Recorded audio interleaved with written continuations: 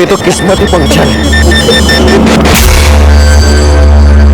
तो मरम्मत करा लेना, वैसे भी तेरी विद्या तो सबकी मरम्मत करती है।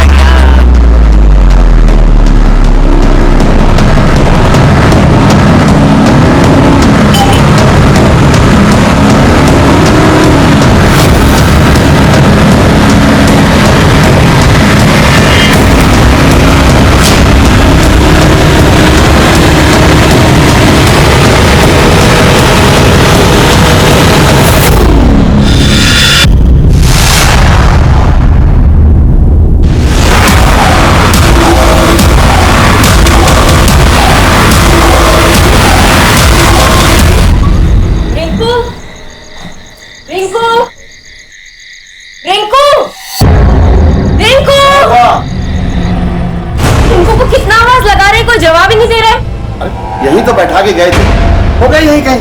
यही कहीं था तो गया कहाँ? रिंकू, रिंकू।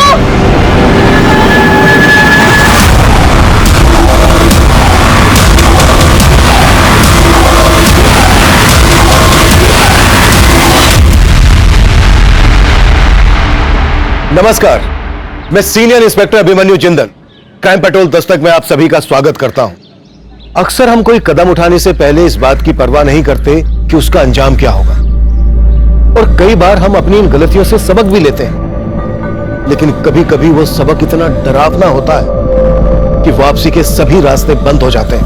ये केस विद्या की जिंदगी के एक ऐसे ही उतार चढ़ाव से जुड़ा था जहां उसे हर कदम पर गहरे जोखिम की दस्तक मिल रही थी, लेकिन फिर भी वो उन अंगारों पर चल रही थी जहां उसका हाथ अपने बेटे से छूट चुका था।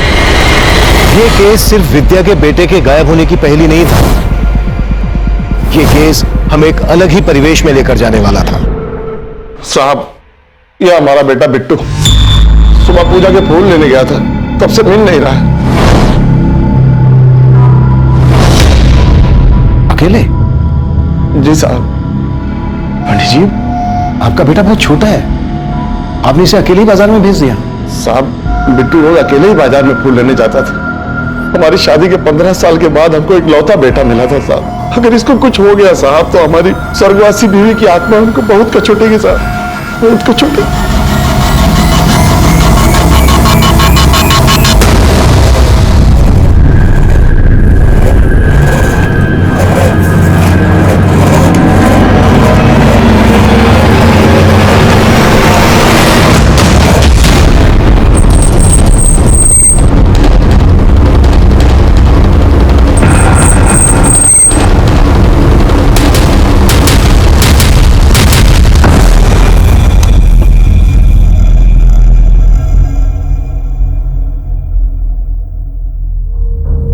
निको राशि, तुम्हारी विद्या मौसी आई है क्या?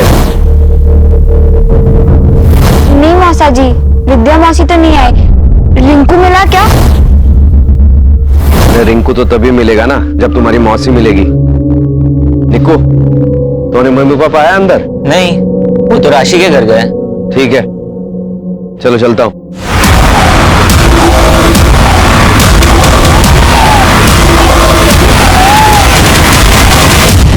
सर, हमने मंदिर के आसपास के मार्केट में हर जगह चेक किया, लेकिन पंडित के बेटे बिट्टू के बारे में कहीं कुछ पता नहीं चला। पंडित ने किसी पर शक नहीं जताया है। हो सकता है पंडित का बेटा अगवा किया गया। विकास, पंडित का नंबर सर्विलांस पे डाल दो, शायद फिरौती के लिए कॉल है। Okay sir.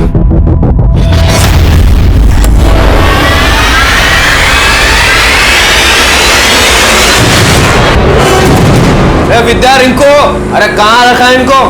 हाँ? कहा रे, तुम यहाँ काहे के लिए धमक पड़े हो? तुमको फोन पे बोले थे ना कि विद्या यहाँ नहीं है, तो रिंकू कहाँ से होगा? ये छोटी साली साहिबा, आपको क्या लगता है कि हम आप पर भरोसा करते हैं क्या? बोल तो ऐसे रहे हो जैसे विद्या पर बहुत भरोसा है तुमको। ओह, छोटी साली साहिबा का मुंह बंद कर दिए तो अब बड़ी साली साहिबा की खुजली मच गई क्या? ये रखो, अपनी औकात में रहो। ओह, वाह वाह वाह, अब बड़े साड़ू साहब की भी सुलग गई, पर वो हमारे छोटे साड़ू साहब कहाँ है? शंकर, बेवड़े, अबे इधर क्या? उठ, उठ बेवड़े साले, अरे छोड़ उसको। साले, हमारी जिंदगी बर्बाद करके तू चैन से सोना, विद्या और रिंकू कहाँ गायब किया तूने? मारूंगा साले। निकल। साले कमीने, मेरी विद्या और रिंकू को कुछ हो गया ना, बस साले।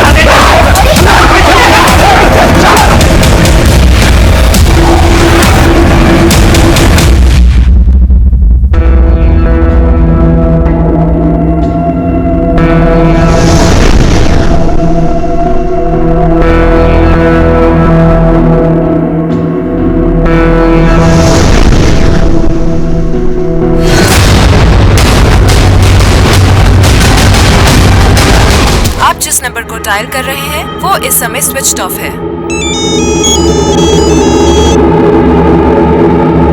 हेलो,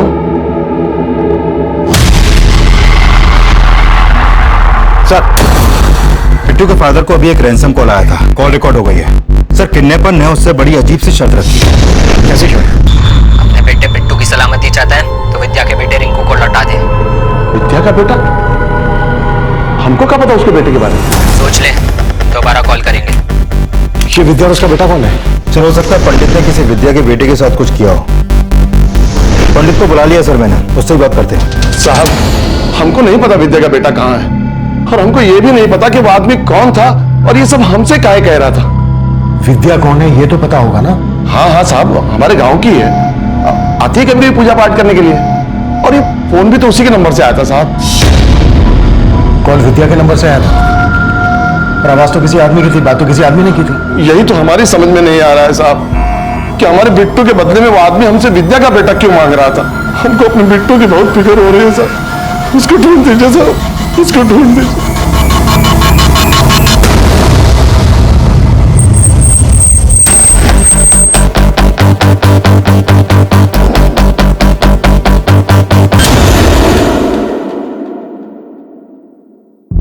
सुनिए, कहिए सर। ये विद्या का है? सर, विद्या और उसके बेटे को तो 2 दिन से नहीं देखा है हमने। विद्या और उसके बेटे के अलावा और कौन यहाँ रहता है? सर, उसका पति रघु, और वो कल से खुद गायब है। Thank you. पंडित बता रहा था कि उसे रैंसम के लिए जो कॉल आया था वो विद्या के नंबर से आया था, और बात किसी आदमी ने की थी। विद्या का पति रघु भी गायब है।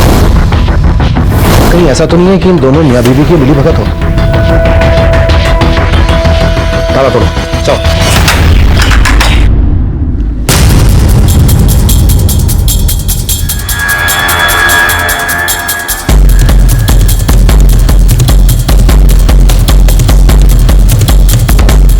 सर, इधर ये पैसे मिले।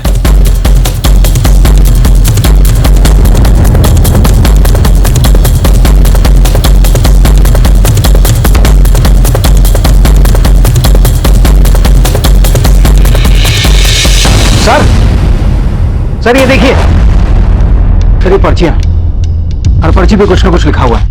ये तो सट्टे की पर्चियां लग रही हैं। इतना सारा पैसा, इस घर की हालत को देखकर ये लग रहा है कि पैसा काफी है इनके हिसाब से।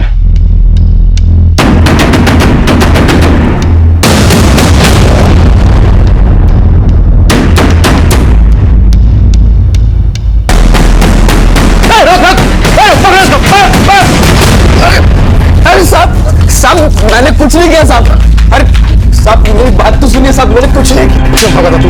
क्यों भागा था? नाम क्या तेरा? रघु साहब। रघु, विद्या का पति? हाँ सर। हमें देख के भागा क्यों था? साहब, आपको यहाँ हमारे घर पर देखकर हम डर गए थे। डर गया था क्योंकि कुछ गलत कर रहा है। खैर, पहले ये बोल, विद्या कहाँ है? हमें कुछ नहीं पता साहब, हम तो खुद विद्या और अपने बेटे को 2 दिन से ढूंढ रहे हैं। ढूंढ रहा है? कहीं छिपा के रखा है जैसे पंडित के बेटे बिट्टू को छिपा के रखा है? पंडित का बेटा? ये सब आप क्या बोल रहे हैं? होशियारी नहीं, तूने पंडित को रैंसम के लिए कॉल किया था ना? तूने बोला था ना पंडित से कि तुझे उसके बेटे बिट्टू के बदले अपना बेटा चाहिए रिंकू। अब ये बोल अकेले कर रहा था ये सब, या फिर तेरी बीवी विद्या भी शामिल है इसमें? साहब, इसके बारे में हमें कुछ नहीं पता, और विद्या कहाँ गई ये भी हमें नहीं पता साहब।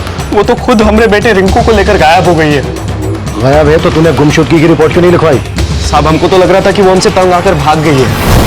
वो बहुत बार हमको धमकी भी दे चुकी थी। आती अब तक वक्त का अंदाजा भी है। वक्त का अंदाजा ना होता तो घर लौट कर नहीं आती, समझा? पकड़ अपनी दारू, पी जा और सो जा। दारू लेकर आए तो अपनी औकात मत भूल। आजादी का गलत फायदा मत उठा तो अपना। तो वक्त की रोटी दे नहीं सकता, आजादी देगा। यहाँ हमारा घर है, समझी? अच्छा तो रह अपने घर में, हम अपने रिंकू को लेकर जाते हैं यहाँ से। तुझे अकेली को जाना है ना, तो तू जा। हमारे बेटे को क्यों लेके जा रही है? पैदा हमने किया। साहब हम पैसा वैसा तो कुछ कमाते नहीं, इसलिए हमेशा आकर से बात करती थी हमसे। पैसा नहीं कमाता था तो तेरे घर में ये इतना सारा पैसा और ये पर्चियां, सट्टा खेलता है तू? नहीं नहीं साहब, हम सट्टा वट्टा नहीं खेलते। शायद हमारी बीवी की होगी ना। तेरी बीवी सट्टा खेलती है? हमें नहीं पता साहब, वो किसके किसके साथ क्या क्या खेल खिलाती है। खुद को बचाने के लिए अपनी बीवी की इज्जत उछाल रहा है। साहब इज्जत तो उसने उछाली है हमारी। देखिए साहब, हमें विद्या से कोई मतलब नहीं है। बस आप हमारे बेटे रिंकू को बस बचा लीजिए साहब, उसको ढूंढ दीजिए। मैंने बोला ना, नौटंकी नहीं। हम यहाँ तुझसे पंडित के बेटे बिट्टू के गायब होने के बारे में पूछने आए और तू हमें अपनी बीवी अपने बेटे की कहानी सुना रहा है। नहीं साहब, हम आपसे कुछ नहीं छुपा रहे। सच बोल। Hello, excuse me sir. Vidya के जिस नंबर से पंडित को कॉल किया गया था उसकी लोकेशन पता चल गई है। यहाँ से 10 किलोमीटर दूर एक गांव है जैतपुर, वो नंबर वहीं एक्टिव था। उस गांव में सर्च करो, हो सकता है विद्या अपने बेटे रिंकू के साथ उसी गांव में छुपी हो। और हाँ, साथ ही विद्या और उसके पति ये रघु, इनकी कुंडली निकलवाओ। सर।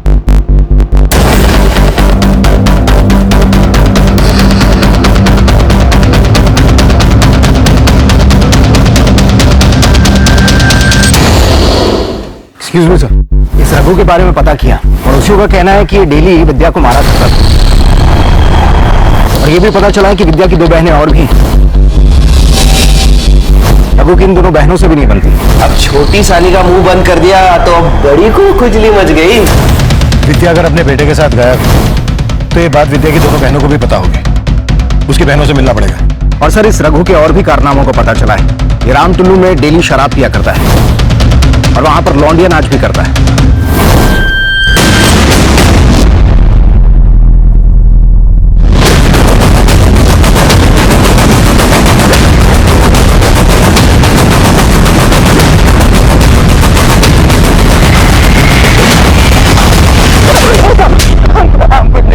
कुछ नहीं किया तो फिर भागा क्यों था? ओपन में पी रहे थे तो। अब ये बोल, रघु भी रोज आके पीता है ना यहाँ? हाँ साहब, रघु पीता भी है और नाचता भी। बहुत अच्छा लौंडा नाच करता है साहब। रघु की बीवी को गायब किसने किया? हमको नहीं मालूम साहब। हाँ, लेकिन 2 रोज पहले यहाँ पे रघु का राजा और चीकू के साथ झगड़ा हुआ था। अपनी तो किस्मत ही पंक्चर है। तो मरम्मत करा दे मैं, वैसे भी तेरी विद्या तो सबकी मरम्मत करती है। दारू पे काय गुस्सा उतार रहा है बे, घर में तो तेरी चलती नहीं है। अरे बीवी कैसे संभलेगी इसको? उसको तो संभालने के लिए बाप लोग हैं। तेरा गर्मी तो हम निकालेंगे रे, साला इतना कांड करेंगे तेरा खानदान मिटा देंगे रे। राजा और चीकू इस वक्त कहाँ मिलेंगे? मालूम नहीं साहब, जब से झगड़ा हुआ है दोनों यहाँ दिखाई नहीं दिए। नंबर दे दोनों का। जी साहब। इन दोनों का पता लगाओ, हो सकता है रघु और इनके बीच का झगड़ा विद्या और उसके बेटे के गायब होने से जुड़ा हो।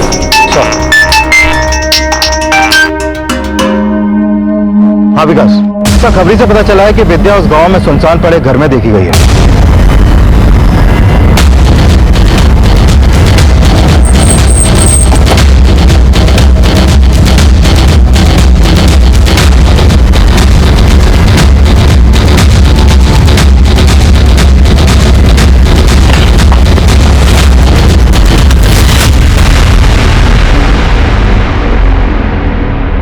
ये देखिए सर, बच्चे के कपड़े। सर इधर देखिए, ये तो विद्या है सर।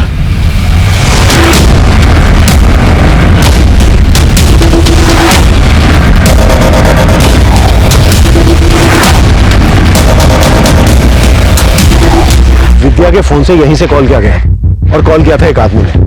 अब सोचने वाली बात यह है कि क्या विद्या का मर्डर उसी आदमी ने किया है या फिर कहानी कुछ और ही है। सर बच्चे के कपड़े देख के लग रहा है कि यहाँ पर कोई बच्चा भी था। कहीं वो बिट्टू तो नहीं? सर कपड़ों की पहचान पंडित से करवाते हैं, लेकिन विद्या भी अपने बेटे रिंकू के साथ गायब थी। और उस कॉलर ने पंडित के बेटे बिट्टू को लौटाने के बदले विद्या के बेटे रिंकू की डिमांड की थी। कहीं इस पंडित ने वाकई में विद्या के बेटे रिंकू को गायब करके तो नहीं रखा है? इस पंडित पर भरोसा नहीं किया जा सकता। इसके बारे में सब कुछ पता करो और यह भी पता करो कि विद्या का पति रघु यहाँ पर देखा गया था क्या। पंडित के बेटे बिट्टू के गायब होने के साथ साथ हमें विद्या के बेटे रिंकू के गायब होने की भी कहानी समझनी पड़ेगी। तभी जाकर पता चलेगा कि विद्या का मर्डर किसने किया और किस मकसद से किया।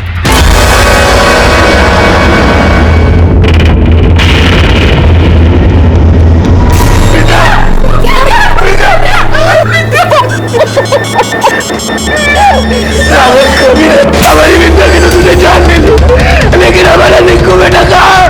हमारा बेटा रिंकू कहाँ रखा है? बोल।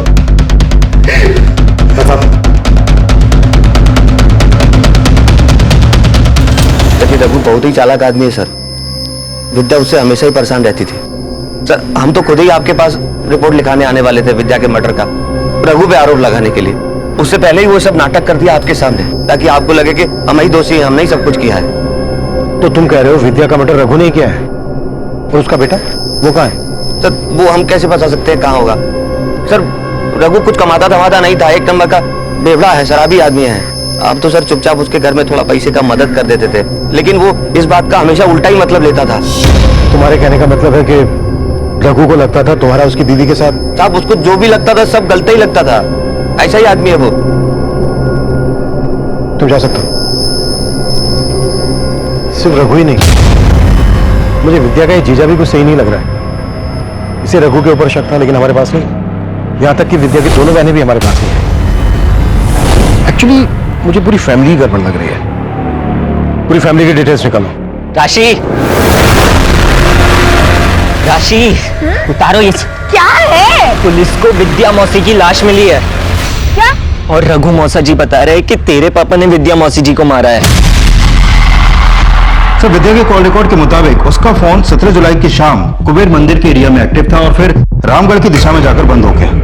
सर मुझे लगता है विद्या के बेटे के गायब होने में इस पंडित का भी कुछ लेना देना है, क्योंकि 17 जुलाई की रात को विद्या ने इस पंडित को भी कॉल किया था। ये देखिए सर।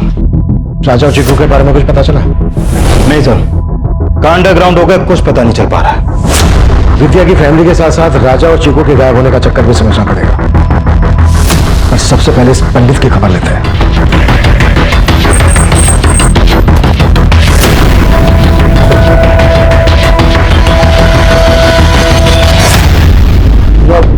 साहब क्या हमारा बेटा मिल गया? अभी नहीं, लेकिन हम ये जानने आए हैं कि आपके बेटे के गायब होने के पीछे मकसद क्या है। विकास चल। क्या बात है साहब, उनको अंदर क्यों भेज दिया साहब? घबराइए नहीं पंडित जी, घबराइए नहीं, दर्शन करने गए हैं। अब आप ये बोलिए कि दक्षिणा क्या ले? हम समझे नहीं साहब।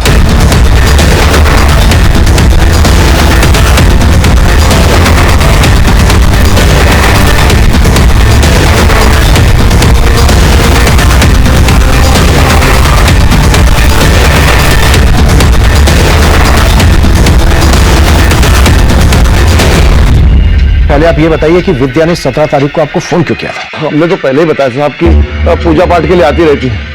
वैसे अपनी किस्मत और ग्रहों को दुरुस्त करवाने के लिए आई थी। उसके ग्रह तो दुरुस्त कर दिए पंडित जी, पर अब आपके बिगड़ने वाला है। सर ये अंदर से 500 और 2000 के इतने सारे नकली नोट मिले हैं। साहब ये तो नजर उतारा के लिए साहब, इसी से तो झाड़ते साहब, इसी से तो झाड़ते। पर अब तेरी झाड़ेंगे आप। ये बता मंदिर के पीछे इतने सारी यूज्ड कंडोम की दुकान क्यों खोल रखी है तूने? वो किसका उतारा है? थाने लेकर चलो इसे, वह इसकी तबीयत से नजर उतारेंगे। रुकिए साहब, सब कुछ सच सच बताते हैं साहब। उस दिन भी वो अपनी नजर उतरवाने के लिए आई थी साहब, और उसका बच्चा यहाँ बाहर हमारे बिट्टू के साथ खेल रहा था साहब। जब जाने लगी तो उसका रिंकू गायब था साहब। कहीं नहीं मिला रिंकू। कहाँ है बोलो ना। हमको क्या पता कहाँ है रिंकू? बिट्टू बिट्टू बिट्टू, रिंकू तुम्हारे साथ खेल रहा था ना, कहाँ है वो?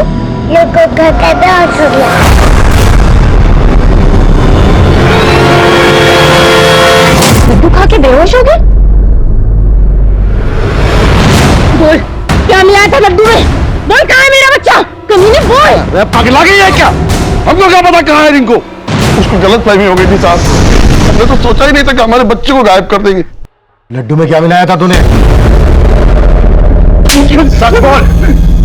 अंदर से ये मिलाई थी ना तुमने? साहब उसको गलती से हमने उसको वाला लड्डू दे दिए थे। अरे रिंकू गिरे बैठे बेटा, हेलो लड्डू खा। तो तू अपने भक्तों को लड्डू खिलाता है? अब ये बोल, विद्या को भी तू नहीं मारा है ना? नहीं नहीं नहीं नहीं साहब, हमने ना विद्या को मारा है और ना उसके बेटे को गायब किया। हमको हमारा बेटा ला दीजिए साहब, हम अपने बेटे के बगैर नहीं रह सकते साहब। सर, इस पंडित ने किसी बच्चे को छुपा कर रखा होगा, ऐसा कुछ लग नहीं रहा। पंडित को अगर अभी थाने लेकर गए तो किडनैपर चौकन्ने हो जाएंगे। हाँ, बचा सकते हैं बच्चे को।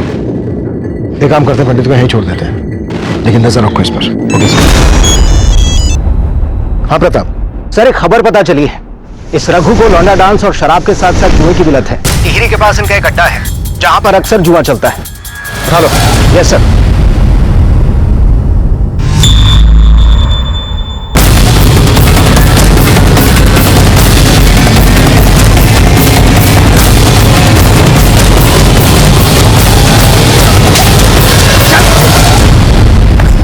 क्या रे, तूने तो कहा था तू जुआ नहीं खेलता है? सब आप तो सट्टे के बारे में बोल रहे थे। एक ही बात है, कहीं तूने ये सट्टा खेलने की वजह से अपने बेटे रिंकू को बेच के अपनी बीवी विद्या का मर्डर तो नहीं कर दिया? नहीं नहीं साहब, आपने ऐसा कुछ नहीं किया है साहब, भैया ने सब। अच्छा प्रताप, जब तक ये सच ना उगले ना,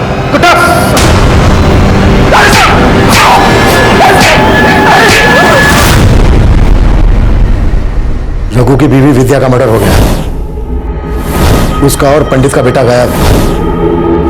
अब ये बोलो, इस सारे कांड में तुम लोगों का क्या हाथ है? साहब, रघु तो हमारे साथ सट्टा खेलता था साहब। हम लोगों को बाद में पता लगा कि विद्या रघु के लिए सट्टा खेलती है। वो जो नंबर लगाती है साहब, उसका नंबर लग जाता था साहब। विद्या के जीतने से राजा और चीकू को बहुत चिढ़ होती थी साहब। राजा, तू, तेरी हिम्मत कैसे हमें ऐसे पकड़ने की? इतना नखरा काहे कर रही है रे? वही तो कर रहे हैं ना जिसके लिए तुमको पैसा चाहिए। इस बार के सट्टे का अपना नंबर हमको दे दे, नहीं तो अपनी औकात पे रहे। अरे तेरा औकात जानते नहीं है का हम तो हाथ क्या सब कुछ लगाएंगे, और अगर किसी को कुछ बोला ना तो तेरा सारा भांडा फोड़ देंगे।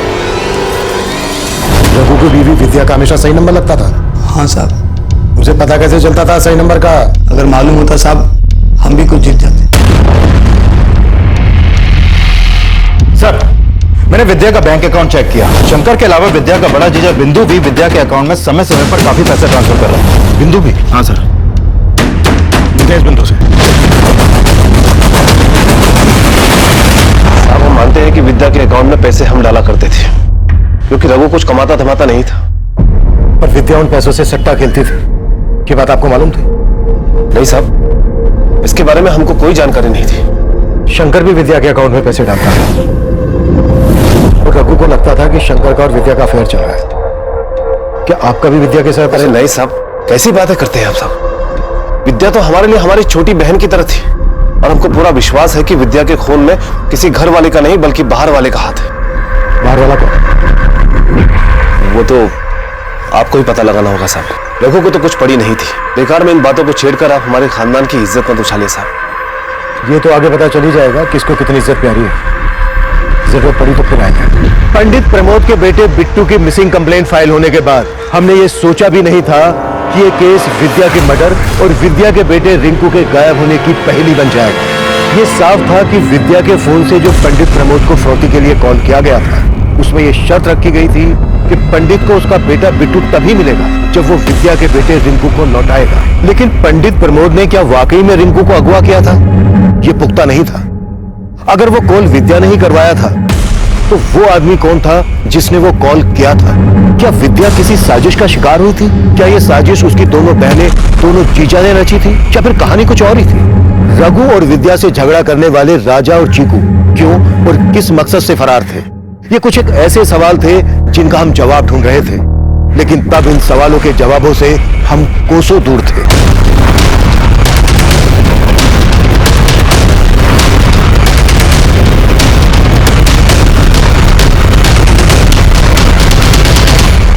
मैं कम इन सर?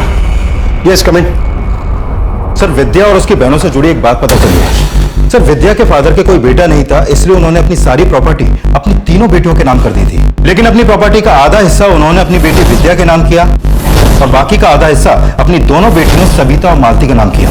उसकी दोनों बहनों को इतना कम हिस्सा देने की कोई वजह पता चली? सर वो तो पता नहीं चल पाया, लेकिन हो सकता है कि इन सब के पीछे दोनों बहनों की जेलसी का कोई एंगल हो। और सर ये भी पता चला है कि विद्या ने अपने हिस्से की प्रॉपर्टी 1 महीने पहले किसी विश्वजीत नाम के आदमी को बेच दी थी। अगर विद्या ने अपने हिस्से की प्रॉपर्टी बेच दी थी तो इतना सारा पैसा गया कहाँ? सर उसके बैंक स्टेटमेंट में भी इसका कोई रिकॉर्ड नहीं है। कहीं ऐसा तो नहीं है कि विद्या की दोनों बहनों ने मिलकर उसका हिस्सा बिकवा दिया हो और फिर सारा का सारा पैसा गायब कर दिया? साहब हमें नहीं मालूम कि विद्या ने अपना हिस्सा बेच दिया। मालूम नहीं है? क्या फिर कुछ छुपा रहे हो? सर लेकिन हम क्यों छिपाएंगे? आप दोनों के पतियों ने बताया कि पैसों से वो विद्या की हेल्प कर रहे थे, लेकिन अपना हिस्सा बेचने के बाद विद्या के पास लाखों रुपया होना चाहिए। कहाँ गया? ये बात तो आप उसके पति से जाके पूछिए ना, क्या पता पैसे के लिए उसने विद्या को मार दिया हो। ये क्या कह रहे साहब? विद्या के पास इतनी जायदाद थी? हमें तो मालूम ही नहीं था। ये नौटंकी, ड्रामा नहीं। चल बोल, क्यों मारा विद्या को? और तेरा और पंडित का बेटा कहाँ है? नहीं साहब, हमने ऐसा कुछ नहीं किया, हम सच बोल रहे हैं। हमारे यहाँ तो पैसों के लाले पड़े हुए थे, हमारी मजबूरी का फायदा उठा रहा था वो विद्या का जीजा शंकर। वो क्या? बोल आगे।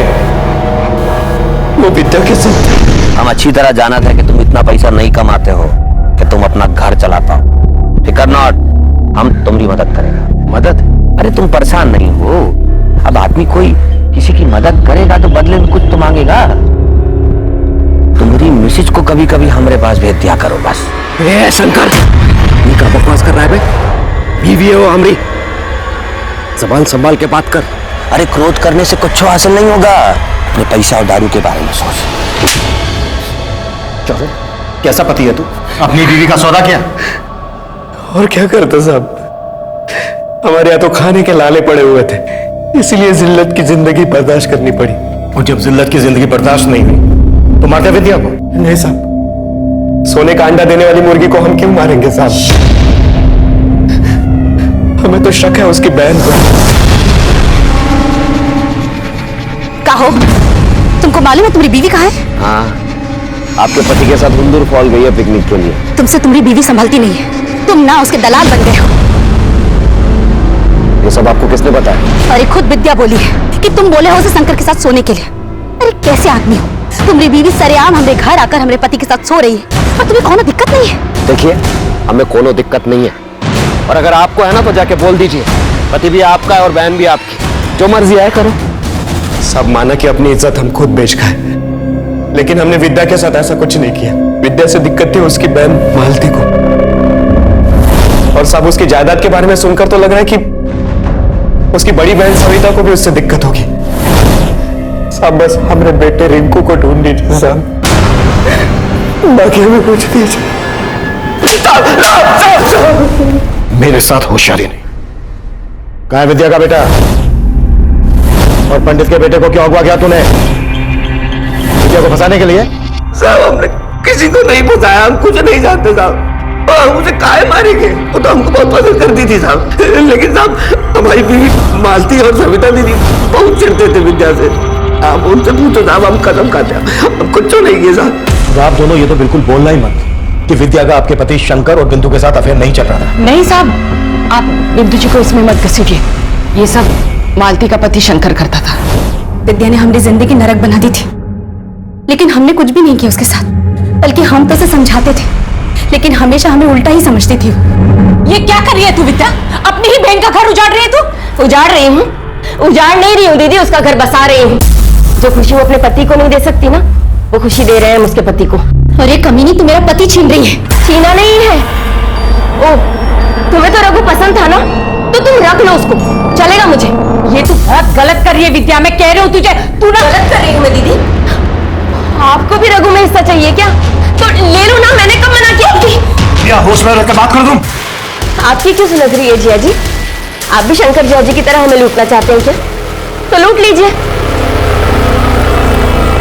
आप सबने मिलकर हमारी जिंदगी बर्बाद कर दी है, उस निकम्मे बेवड़े रघु के साथ हमारी शादी करके। जब तक उसकी असलियत का पता चलता हम पेट से थे। हमने कहा बच्चा गिरा दे, तो आप लोगों ने पैसा देके हमारा मुंह बंद कर दिया। पेट से थी ये, पिटती रही उससे, और आप लोगों ने कुछ नहीं किया। पिटती रही बस। तो रघु आप दोनों की पसंद था? हाँ साहब, हम मानते हैं कि हम विद्या से थोड़ा चिढ़ते थे क्योंकि पापा ने हमसे ज्यादा उसको हिस्सा दिया था, इसलिए विद्या की शादी हमने रघु से करवाई, लेकिन हमने उसे नहीं मारा। Excuse me sir. सर, इस पंडित प्रमोद के फोन पर फिर से रैंसम कॉल आया है। कॉल को रिकॉर्ड कर लिया है। देख पंडित, अगर तूने हमको सट्टे का सही नंबर नहीं बताया ना तो समझो तुम्हारा बेटा खत्म। अरे भाई हम सब बता देंगे, हमको हमारा बेटा लौटा दो बस। पहले जिस आदमी ने पंडित को फोन किया था उसने पंडित से डिमांड की थी कि अगर उसे अपना बेटा वापस चाहिए तो उसे पहले विद्या का बेटा रिंकू लौटाना पड़ेगा। अब ये सट्टे का क्या चक्कर है? एक ही बच्चे के लिए दो दो फिरौती की मांग कैसे की जा सकती है? और सर सवाल ये भी है कि अगर विद्या का मर्डर हो गया तो उसका बेटा कहाँ है अभी? ये तो अब किडनैपर ही बताएगा। या तो ये शायद कोई एक ही आदमी है जो दो दो मांगे कर रहा है, या फिर कोई मौका देखकर ब्लफ खेल रहा है। और सर पंडित ने अपने बेटे के बदले सट्टे के 2 नंबर दिए हैं और किडनैपर उन नंबर्स के बदले पंडित का बेटा लौटाने वाला है।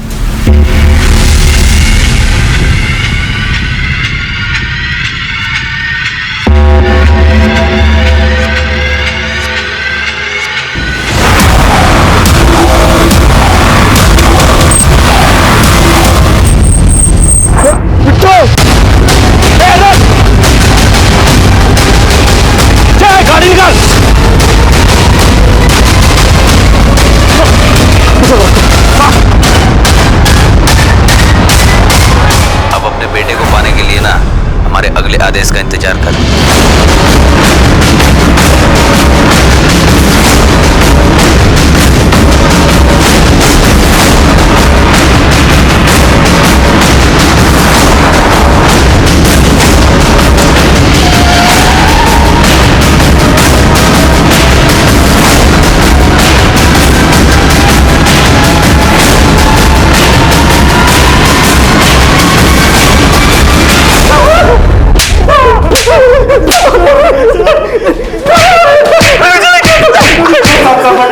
विकास,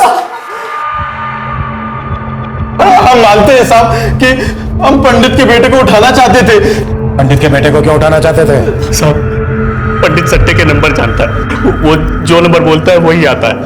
कुछ समय से हम लोगों को वो गलत नंबर बता रहा था और सही नंबर उस विद्या को बता रहा था क्योंकि उसके साथ चक्कर चल रहा था साहब। हमने सोचा उसके बेटे को उठा लेते। 17 जुलाई की रात हम मंदिर गए तो देखा बाहर एक बच्चा सो रहा है। हमें लगा कि वही पंडित का लड़का है, इसलिए हमने उसको उठा लिया साहब। बाद में पता चला वो पंडित का लड़का नहीं, विद्या का बेटा है। और फिर बाद में पंडित का बेटा भी उठा लिया और उससे बात ऐसे की जैसे लगे कि ये सब कुछ विद्या ने किया है। पंडित से बोला कि अगर उसे अपना बेटा चाहिए तो विद्या का बेटा रिंकू लौटाना पड़ेगा। हाँ, यही कॉल किया था ना? नहीं साहब, हमने पहले कॉल नहीं किए थे। हमको तो पता भी नहीं था कि पंडित के बेटे को किसी ने उठा लिया। हमने तो इसी बार कॉल किया था साहब। कुटो सालों और तब तक कुटो जब तक ये सच ना उगले। सर, वो दोनों यही बोल रहे हैं कि उन्होंने विद्या के बेटे रिंकू को पंडित का बेटा बिट्टू समझ के उठाया था, लेकिन फिरौती की पहली कॉल उन्होंने नहीं की थी। उस पहली कॉल में यही कहा गया था कि अगर पंडित को अपना बेटा वापस चाहिए तो उसे उसके बदले में विद्या का बेटा रिंकू लौटाना होगा। राजा और चीकू अगर सही बोल रहे हैं कि बिट्टू के बदले उन्होंने गलती से रिंकू को उठा लिया था, तो इसका मतलब यह है कि पंडित के बेटे बिट्टू को विद्या ने उठाया होगा और विद्या के बिहार पे किसी आदमी ने पंडित को कॉल किया होगा रैंसम वाला। अब सवाल यह है कि वो आदमी कौन होगा और विद्या को किसने मारा होगा? सर, ये तो पता नहीं चल पाया, लेकिन हो सकता है कि पंडित ने पता लगा लिया हो और उसी ने विद्या को मारा हो। कुछ नहीं किया बाप रे बाप, कुछ नहीं किया। अरे पंडित जी, घबराइए नहीं, आपने इतना महान कार्य किया है, आपको फल देना तो बनता है ना। हा? लाओ भाई, पंडित जी का फल लाओ। अरे बाप रे बाप, तो मरता है बाप,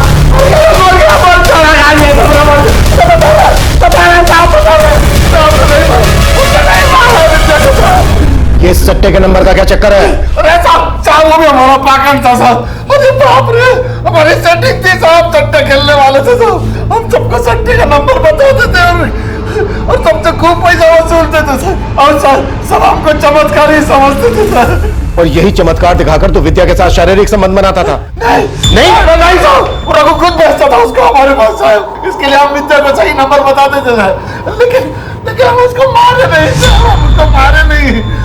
हमको तो पहले से रघु पे शक था साहब, लेकिन हम डर के हमारे कुछ नहीं बोले साहब। हमारा बेटा क्या ये भी वही चाहता होगा साहब। अब मानते हैं कि विद्या को पंडित के पास हम खुद भेजते थे, लेकिन हमारे मरे हुए बेटे की कसम साहब, बिट्टू के बारे में हमें कुछ नहीं मालूम। जरूर राजा और चिकू कोई बड़ा कांड किया साहब। विद्या का पति रघु हर लिहाज से गलत था, लेकिन जितना वो गलत था उतनी ही गलत उसकी दोनों बहनें, दोनों जीजा और वो पंडित प्रमोद भी था।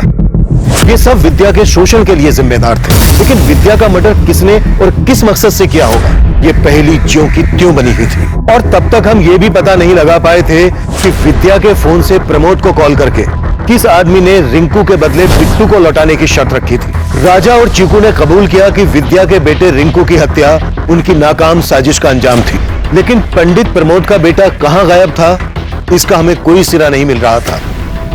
हमें लग रहा था कि इस सिरे की खोज ही हमें विद्या के कातिल तक पहुंचा सकती थी।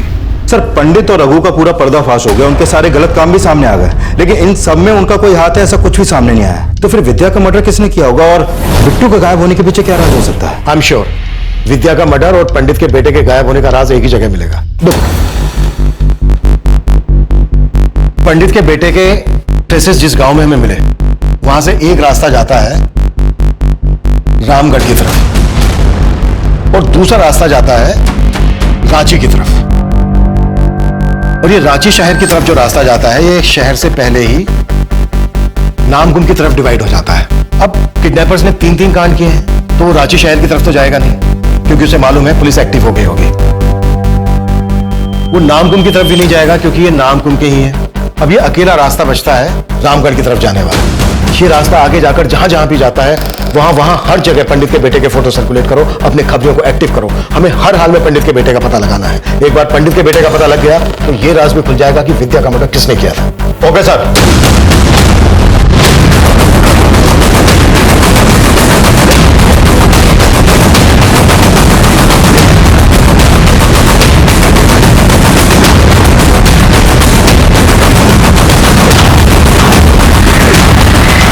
भैया 10 रुपए के 2 जगह फरसान देना।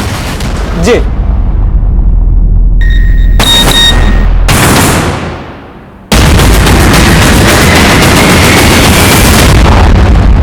पक्का है ना, बच्चा उसका नहीं हो सकता? अरे साहब, इन गलियों में हम इतना घुस चुके हैं कि बता देते हैं कि कौन नाली का बदबू है और कौन परफ्यूम का खुशबू। ठीक है, तो उन पर नजर रख, हम लोग पहुंच रहे हैं।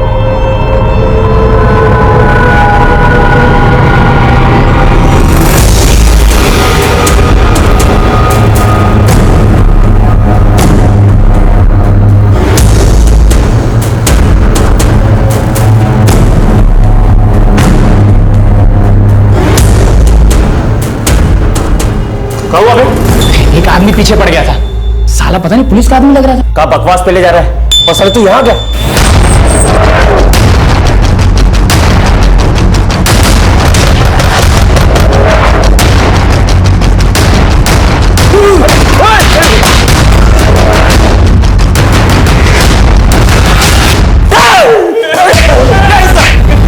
बोलो, सच बोलो। सब बता दो सब।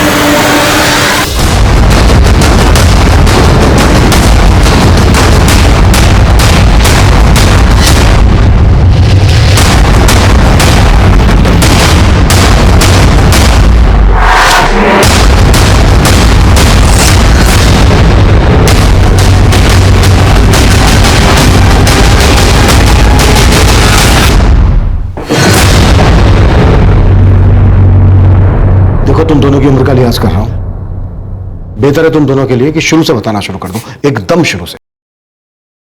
अच्छा भला परिवार था हमारा,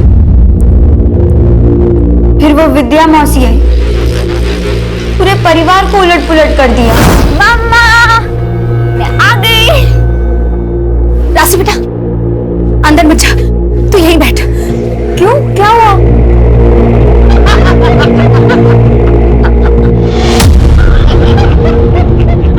मेरे पापा को काबू में करके भूख मिटी नहीं ना उनकी, इसलिए उन्होंने हमारे पैसों पर भी नजर डालना शुरू कर दिया। मम्मा मुझे ट्रिप के लिए 2500 रुपए दो ना, आपको मैंने बताया था ना बहुत। मम्मा मम्मा आप रो क्यों रहे हो? मेरे पास अभी बस इतनी ही है, बाकी के सारे पैसे तेरे पापा ने उसको।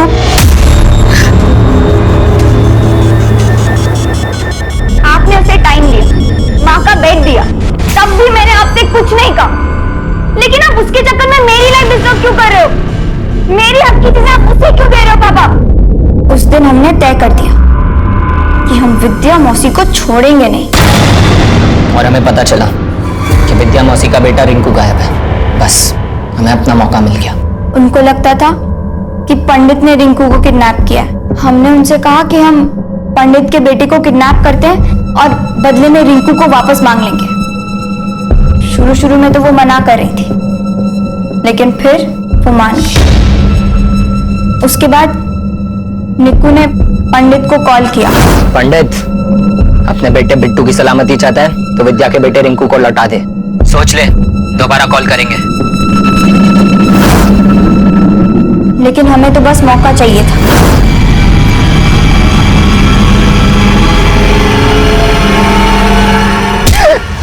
फिर हमने बिट्टू को 1.5 लाख में बेच दिया। और हमने जो भी किया वो राशि के कहने पे किया। हम नहीं चाहते थे कि विद्या मौसी इसके पापा की तरह हमारे पापा की लाइफ में भी आ जाए। अरे मैं तुझे बेवकूफ बना रही थी, तुझे पापा के नाम से डरा के। अब क्या है ना, ये सब अकेले तो होता नहीं मुझसे। मुझे तो बस एक चूजा चाहिए था।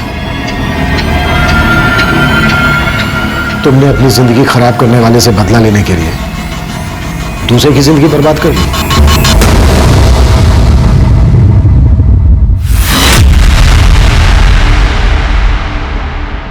हम अपने बच्चों को हमेशा सही शिक्षा देने की ही सोचते हैं, क्योंकि हमें डर होता है कि कहीं बाहर का खराब माहौल हमारे बच्चों को बिगाड़ ना दे।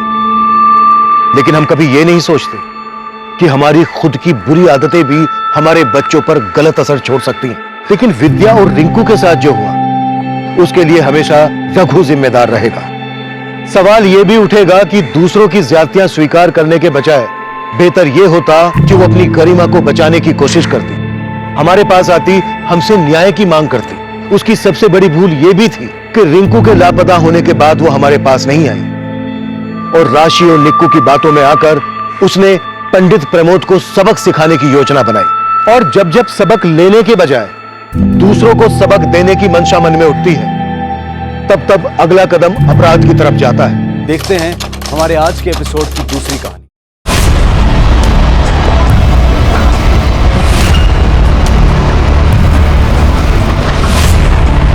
आंटी, सबसे बड़े वाली पुलिस अंकल कहाँ है?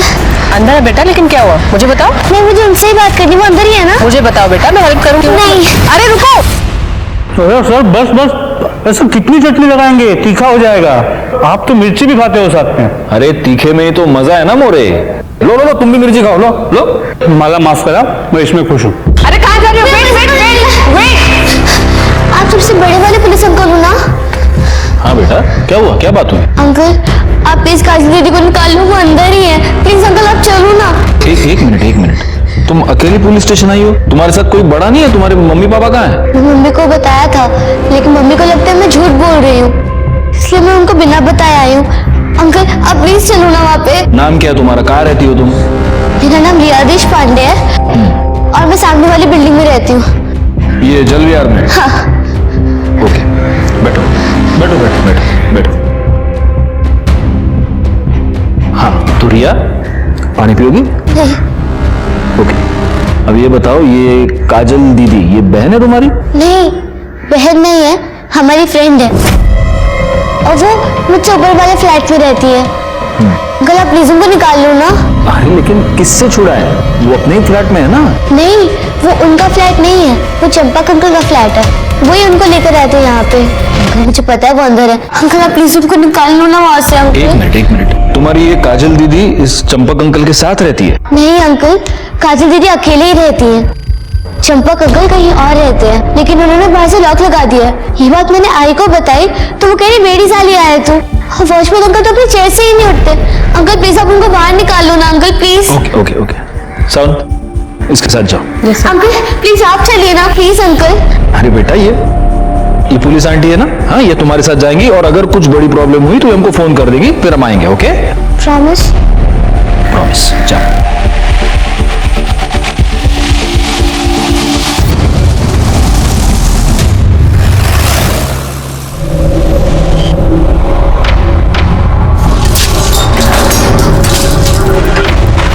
बेटा यहाँ तो ताला लगा है, कोई नहीं है अंदर। आंटी है अंदर, काजल दीदी है। आप लॉक तो खोलिए, मुझे पता है वो अंदर ही होंगी। बेटा हम ऐसे किसी के घर का ताला नहीं खोल सकते। आप मेरी बात सुनिए ना, लेकिन वो सच्ची में अंदर है, मुझे पता है।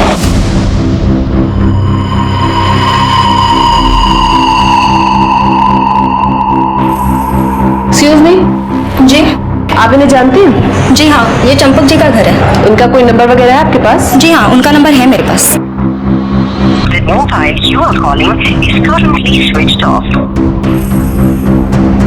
हेलो सर, बच्ची सही बोल रही है, यहाँ कुछ ना कुछ तो गड़बड़ जरूर है।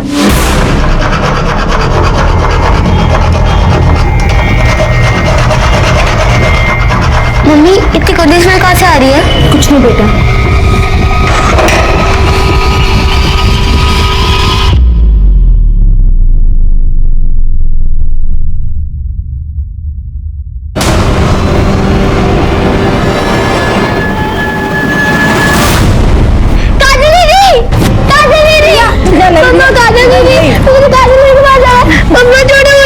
प्लीज बच्ची को बाहर ले जाइए और आप लोग चलिए बाहर, चलिए आप लोग बाहर जाइए प्लीज।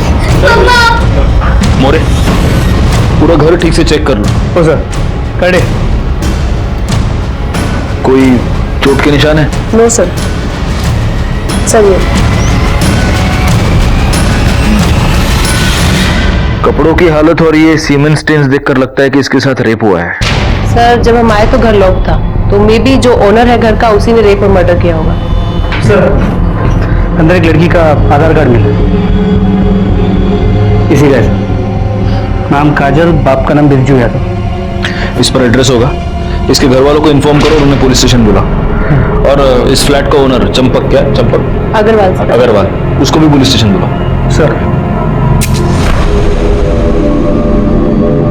ये बाकी के कैमरेस क्यों नहीं चल रहे हैं? सर सोसाइटी में मेंटेनेंस का काम चल रहा है इसीलिए। ठीक है, 27 तारीख का फुटेज दिखाइए। जी सर।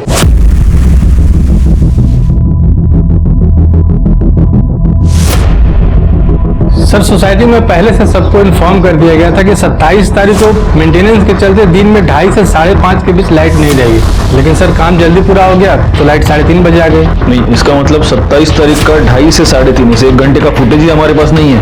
नहीं सर। हाँ ठीक है मोरे, बाकी का फुटेज जल्दी से जल्दी कलेक्ट करो।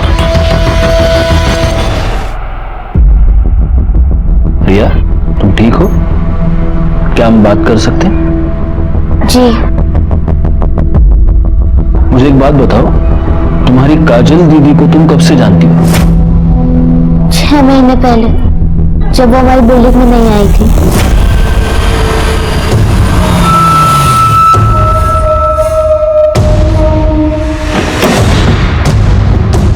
काजल, उतरो काजल, चलो। उन्होंने मुझे बताया था कि उनकी आई उन्हें छोड़कर चली गई थी। हम बोल रहे हैं थोड़ा सब्र करो, सब ठीक कर देंगे। अरे तुम्हारा बाप कौन सा बहुत बड़ा धंधा फेंक रहा जो हमें बातें सुना रही हो?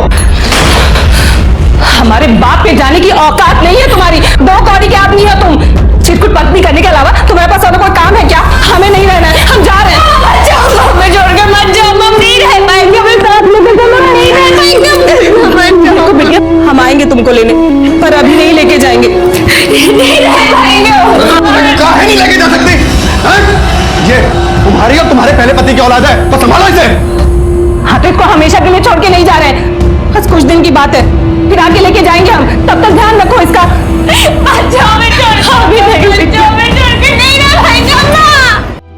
काजल दीदी आते जाते मुझे मिलती थी। पहले तो वो उससे मुझे स्माइली देती थी। दीदी आप मेरे साथ खेलोगे? अभी मुझे कुछ काम है, तुम खेलो, बाद में खेलूंगी। हाँ ठीक है। फिर धीरे धीरे हमारी दोस्ती हो गई। तुम मुझे पकड़, ठीक है ना? हाँ। चल चल चल।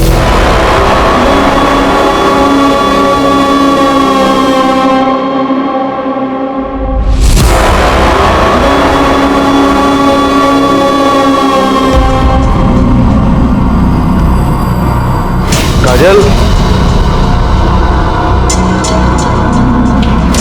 काजल,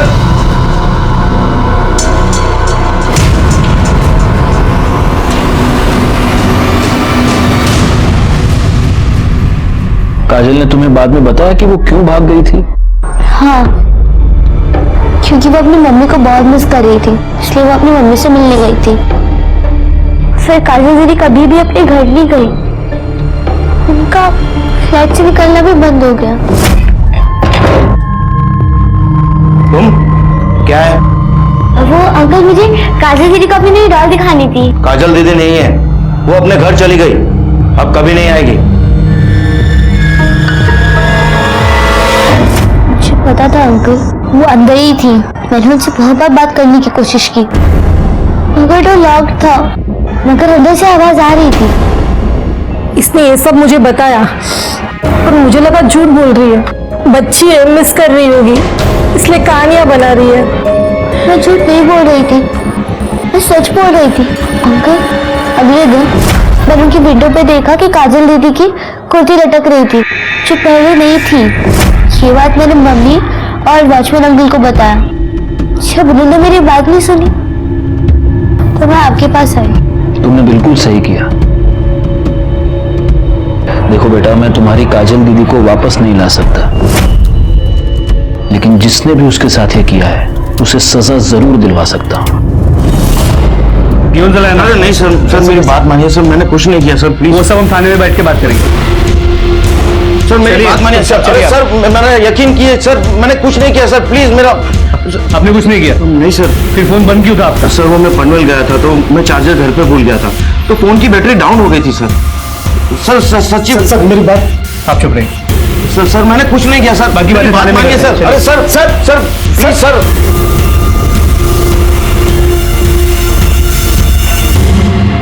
क्या काजल का मर्डर हो गया? किसने मारा उसे और क्यों? यही तो हम भी जानना चाहते हैं। वैसे जलविहार वाले फ्लैट की चाबी सिर्फ आपके पास थी। सर आप मुझ पे शक कर रहे हैं? मैं उसे क्यों मारूंगा?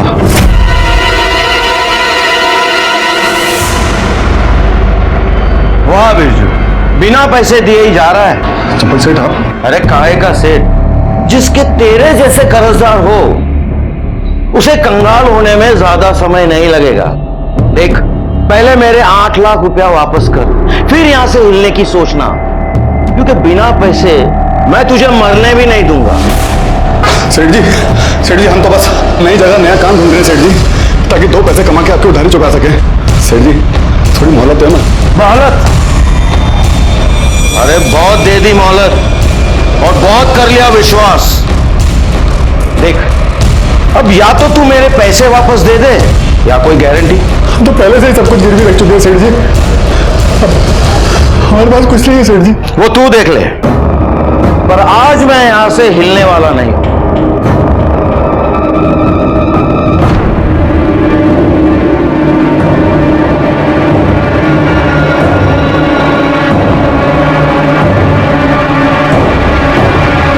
सेठ जी और तो कुछ है नहीं मेरे पास सेठ जी। सेठ जी आप इसे गिरवी रख लीजिए सेठ जी, आपकी गारंटी हो जाएगी और हम कहीं भागेंगे भी नहीं सेठ जी। सर काजल को रखना मेरी मजबूरी थी, वरना मैं उस बिरजू को पूरे यूपी बिहार में कहां ढूंढता फिरता। तो काजल पर जबरदस्ती करना, उसका रेप करना, यह भी आपकी मजबूरी थी? क्या सर, रेप? जबरदस्ती? नहीं नहीं सर, रेप तो क्या, मैंने उसके साथ ऊंची आवाज में बात तक नहीं की। करड़े सर, इनका सीमेंट सैंपल टेस्टिंग के लिए भेज दो और काजल के कपड़ों पर जो सीमेंट मिला उसे मैच करके देखो और इनसे उस बिरजू का मोबाइल नंबर ले लो। ओके सर, चलिए। सर एक बात समझ में नहीं है, जिस तरह इस चंपक ने काजल को भागने से पहले रखा था, वो आराम से सोसाइटी में नीचे जा सकती थी। इनफैक्ट रिया के साथ खेलती भी थी। मतलब चंपक ने उसे पूरी तरह बंधक बना के नहीं रखा था। ये बात तो मेरे भी समझ में नहीं आ रही है। वो वहां पर मजबूरी के मारे रह रही थी या डर के मारे? हाँ करडे बोला। बिरजू घर में नहीं है और उसके घर को ताला लगा हुआ है। एक काम करो, तुम और तुम्हारे साथ एक और कांस्टेबल वहां पर तैनात रहो सिविल में, और जैसे ही वो आए उसको उठा लो। सर। अरे इस बिरजू की मोबाइल लोकेशन निकालो और लोकेट करो कि आखिर वो है कहां पर। लोग बड़े अजीब हो गए हैं मोरे।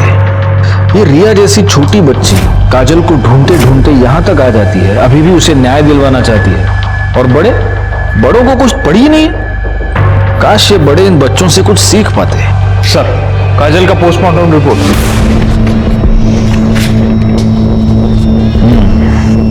मौत का समय दोपहर को 2:30 से 3 के बीच। मौत गला दबाने की वजह से हुई है और मौत से ठीक पहले उस पर रेप किया गया है। वो तो उसके कपड़ों की हालत से क्लियर था सर। एक और बात है मोरे, जब काजल की मौत हुई तब वो 2 महीने की प्रेग्नेंट थी।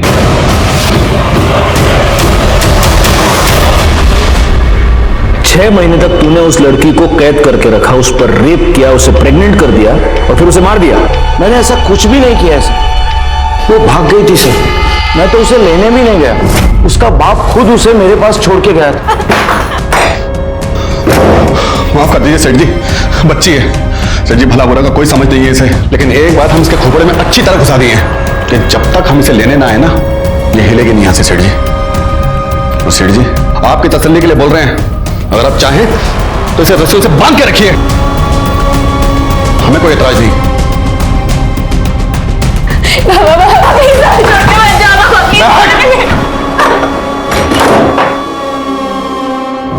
सर काजल के कपड़ों पर मिले सीमेंट स्टेन्स इसके सीमेंट से मैच नहीं करते। देखा सर, मैं झूठ नहीं बोल रहा हूं सर।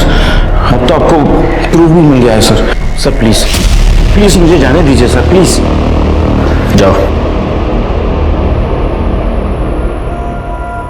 सर आपने इसे जाने क्यों दिया? कैसे बिठा के रख सकते हैं मोरे? इसके खिलाफ कोई भी ठोस सबूत नहीं है हमारे पास। कोर्ट में छूट जाएगा। ना वो उस घर में रहता था, ना उसका सीमेंट मैच हो रहा है। अब बस एक तरीका है, काजल के पेट में जो 2 महीने का बच्चा पल रहा था, अगर उससे इसका डीएनए मैच होता है तभी हम इस पे हाथ डाल सकते हैं। सर उसका डीएनए रिपोर्ट भी जल्दी आ जाए, लेकिन अगर काजल के कपड़ों पे मिला सीमेंट इसका नहीं है तो फिर वो किसका हो सकता है? इस सवाल का जवाब अब एक ही आदमी दे सकता है, बिरजू।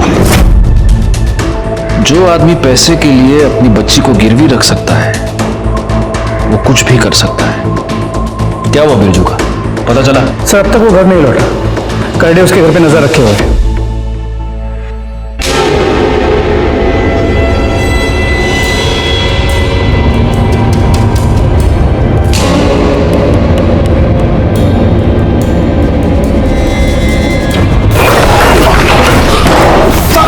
भागने की इतनी भी क्या जल्दी है?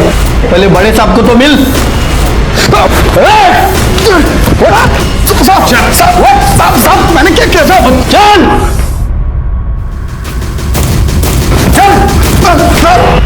सौतेला बाप होने का बहुत अच्छा फर्ज निभाया तो। साहब हम सौतेले सही, मगर सगे से भी ज्यादा प्यार किए हैं उसको। उसकी माँ के जाने के बाद भी हम ही देखभाल किए थे साहब उसकी। हाँ हम जानते हैं कैसे देखभाल किया तुमने। चल ये बता, 27 तारीख को दिन में कहां था तू? साहब हमेशा की तरह काम की खोज में इधर उधर भटक रहे थे साहब।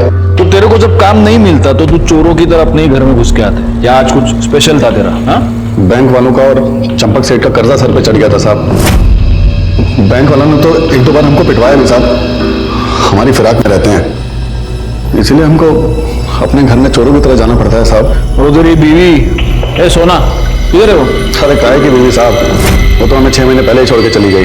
कहने को हमारी है, रहती किसी और के साथ है साहब। किसके साथ? वो पता नहीं। क्यों? उसके चले जाने के बाद दोबारा उससे मिला नहीं कभी? एक बार घर पे आए थे साहब, मिलने नहीं, झगड़ा करना है। अरे 10 बार बोल चुके हैं, हमें नहीं पता काजल कहाँ पर है। देखो, हम आखिरी बार पूछ रहे हैं, बता दो कि काजल कहाँ है। पहली बार पूछा या आखिरी बार? हमने कहा हमें नहीं पता काजल कहाँ है। हम बोले थे कि बता दो, पर तुम नहीं बताए। अब बताओ। क्या बे, कहाँ है हमारी बिटिया? चंपक सेठ के पास। तो जब तक हम उधारी का पैसा ना चुका दें उसका, चंपक सेठ ने उसे गिरवी रखा अपने पास। क्या साले, हाँ? तुमने हमारी बिटिया को का सामान समझ रखा है, तो ये छोड़ के गई तो तुमने गिरवी रख दिया। बता दे रहे हैं हम दोनों को, अगर हमारी बिटिया को कुछ हुआ ना तो दोनों को चीर के रख देंगे हम।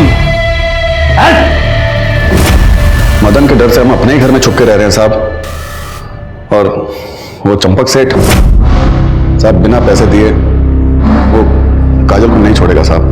हमारे लिए तो इधर कुआं उधर खाई है साहब, क्या करें हम?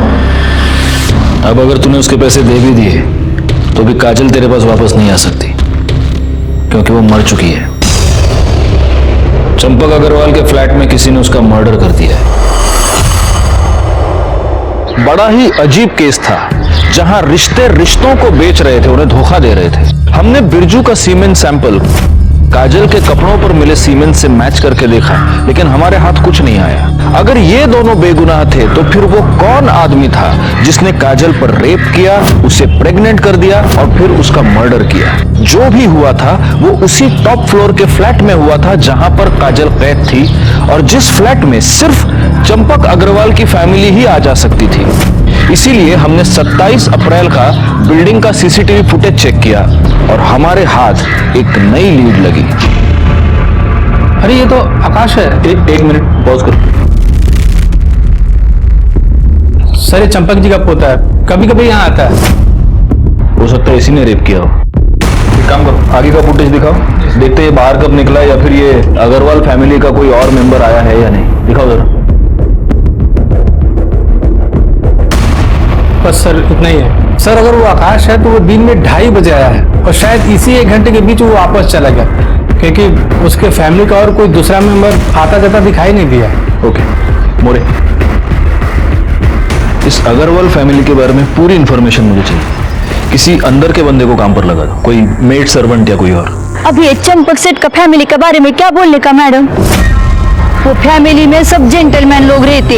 जेंटलमैन मतलब? इनकी फैमिली में ना 4 मर्द रहते। एक वो चंपक सेठ, उनका छोटा बेटा प्रवीण, उनका बड़ा बेटा नितिन और नितिन का बेटा आकाश। वो 4 लोग मेरे को घूरने का तो छोड़ो, लेकिन ऐसा आंख उठा के भी नहीं देखते। मैं 3 साल से उनके घर में काम करती है। एक दिन तो ना मैं मैडम एक लाल रंग की साड़ी पहनी थी, तभी इधर का सब लोग मेरे को देख के क्या बोला मालूम? बोला, सुनीता तू तो मार ही डालेगी सबको। मैडम, लेकिन ये घर का लोग कोई भी मेरे को पलट के भी नहीं देखा। एक दिन ना मैडम मैं ऐसा फ्रॉक जैसा ड्रेस पहनी थी, तब मैं सोची थी कोई नहीं तो यह आकाश तो मेरे को जरूर देखेगा। उसका तो अभी उम्र है ना, ये उम्र में तो सब चलता है, लेकिन वो भी नहीं देखा। वो तो दिन भर ना वो उसके आइटम है ना पूजा, उसके साथ में फोन में लगा रहते, बात करते। दोनों का लफड़े की वजह से ना घर में एक दिन बहुत बड़ा राड़ा हो गया। मतलब इस आकाश को छोड़ के घर में सब ठीक ठाक, सीधे एकदम। अभी संत आदमी बोले तो नितिन भाऊ, वही घर का सब काम काज देखता है, और ये प्रवीण भाऊ वो तो दारू पी के आता है रोज। ये बताइए चंपक अग्रवाल कैसा आदमी है? अभी चंपक सेठ क्या खराब होएगा मैडम, अभी उसका उम्र बच्चा है क्या? और ये नीतू मैडम है ना, ये सबको ऐसा सीधा करके रखी। हाँ, नीतू कौन है? नीतू बोले तो प्रवीण भाऊ की बाइको। चंपक सेठ और नितिन भाऊ की बाइको तो बहुत पहले गुजर गई मैडम, और ये नीतू मैडम है ना, वो ही सबको संभालती है। अब एक नीतू मैडम अकेले औरत है घर में, और उसका भी प्रवीण भाऊ से बहुत राड़ा चलता है। ये लेडीज परफ्यूम की स्मेल तुम्हारी शर्ट से क्या कर रही है? अरे ये तुम्हारा है। मेरा है? मेरा तो नहीं है, मैं इस शेड का परफ्यूम नहीं लगाती हूँ। तो और किसका होगा? मतलब अब तुम घर से बाहर जाके मुंह मारना शुरू कर दिया है ना? यही सब रह गया था। इस तरह से बात मुझसे किया मत करो तुम। बहुत मूर्ख समझ के रखा है मुझे। वो प्रवीण भाऊ को क्या, चंपक सेठ को भी किसी लड़की के लिए बहुत सुनाई थी एक बार। अच्छा, इस घर में कोई लड़की भी रहती है? इस घर में नहीं मैडम, वो मालाड वाले घर में है ना, उधर रहती है। ये चंपक सेठ है ना, एक जवान छोकरी को मालाड वाले घर में रखा है। वो लड़की को लेके ना एक दिन बहुत राड़ा हो गया था घर में। तुमने जल विहार वाले घर की चाबियां किसी को दी थी? हाँ, प्रवीण लेके गए थे 2-3 बार चाबी तो। क्यों? तुम वहां क्या करने गए थे? बाबा वो मैं सोसाइटी की मेंटेनेंस का बिल भरने गया था और एक दो बार वो सोसाइटी की मीटिंग थी तो उसलिए गया था, लेकिन मैं फ्लैट पे नहीं गया था, नीचे से वापस आ गया था। तो चाबी क्यों लेके गया था? अरे बाबा वो इसलिए तुमको कोई इमरजेंसी पड़ जाए, फ्लैट पे कोई काम आ जाए तो चाबी तो होनी चाहिए ना अपने पास। पापा अब आप इतने सवाल क्यों कर रहे हैं? और ऐसा भी क्या हो गया, घर ही तो है हमारा। और वैसे तो आकाश भी लेके गया था एक बार चाबी। आकाश, आकाश बाहर आओ। आकाश, एक मिनट कॉल कर वापस। जी दादाजी, तू अपने पुराने फ्लैट पे गया था? फ्लैट पर? हाँ, वो मैं गया था, ऐसे ही उस घर की याद आ रही थी तो सोचा एक बार होकर आ जाऊं। अच्छा, बड़ी याद आ रही थी तुझे? ये बता, काजल के साथ क्या किया? काजल? कौन काजल? अच्छा, वो मेड काजल। दादाजी, मैं उसके साथ क्या करूंगा? वो वही घर पे थी, मैं तो बस घर देखा और वापस आ गया। मतलब सुनीता के मुताबिक आकाश जल विहार गया था लेकिन उसने काजल के साथ कुछ किया नहीं। Yes sir. सर, सुनीता से इन्फॉर्मेशन मिलने के बाद मैं आकाश से मिलने चंपक अग्रवाल के घर भी गई थी, लेकिन वो वहाँ नहीं था। सर, नितिन ने बोला कि वो कहीं घूमने गया है, कहाँ गया है, कब आएगा, किसके साथ गया है, कोई इन्फॉर्मेशन नहीं है सर। अच्छा सर, उसके कोई दोस्त का नंबर भी नहीं है। मतलब दोस्तों के नंबर नहीं है और आकाश फोन उठा नहीं रहा। जी, हमें जैसे दिखाया जा रहा है वैसा है नहीं। Anyway, good job Sawant. Okay sir, okay. More, एक काम करो, इस आकाश अग्रवाल के नाम का लुकआउट नोटिस निकालो और जब तक वो ना मिले उसकी वो गर्लफ्रेंड पूजा, उससे पूछताछ कर दे। लेकिन सबसे पहले हमें चलकर रिया से बात करनी होगी। आओ। रिया, ये चॉकलेट तुम्हारे लिए। अंकल, मुझे चॉकलेट नहीं खानी। काजल दीदी को किसने मारा? आपको उनके बारे में पता चला? उसी के लिए हमें तुम्हारी मदद चाहिए। मोरे, ये देखो, तुम इसे जानती हो?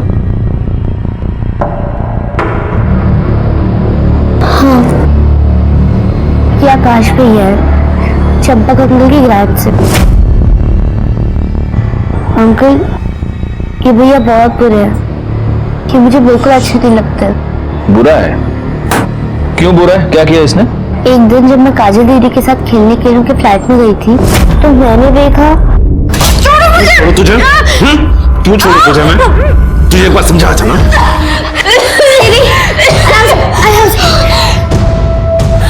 जो मैंने कहा उसे याद रख।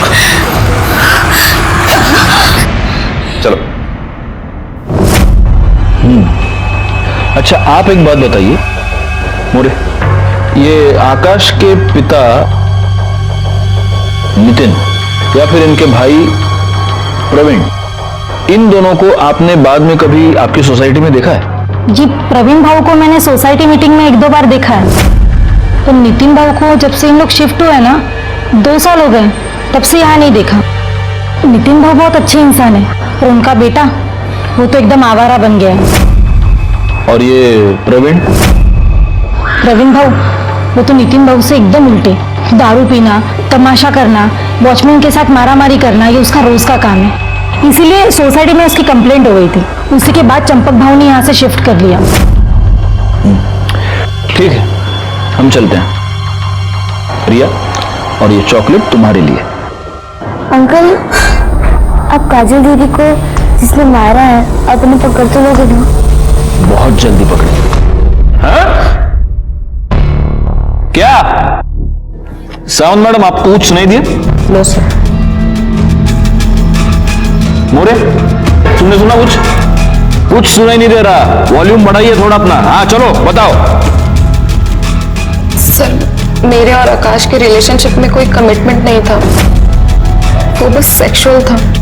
देखो पूजा, कुछ भी बोलने से पहले जरा सोचना, क्योंकि अगर तुमने झूठ बोला तो सावंत मैडम तुम्हें इतना मारेंगी कि बाद में तुम कुछ भी बोलने के काबिल नहीं रहोगे। जो भी बोलना सच बोलना, ओके? हाँ चलो बोलो, क्या हुआ फ्लैट में? सर, उस दिन मैं और आकाश बेडरूम में थे।